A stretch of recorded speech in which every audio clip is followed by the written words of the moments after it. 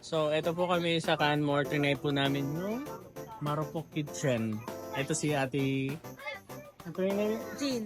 Ate Jean. Masarap yung sisig nila manghang kung may kayo sa manghang. Bakit pala Marupok eh?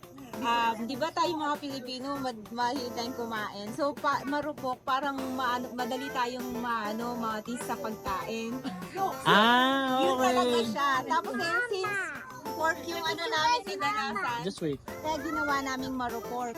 Kasi, kaya marupork kitchen siya. Yun yung Okay. talagang parang biro-biro lang yung sabi na marupok daw, sabihin yung ganyan. Pero marupok tayo sa pagkain, di ba? Pagka sa okasyon, pag hinaian ng tayo pagkain, wala tayong selan ba? Pagkain nga kami, kahit medyo busog pa, nang narinig namin sisig, go! Must try, must try. Okay. Thank you po. Thank you. Salamat.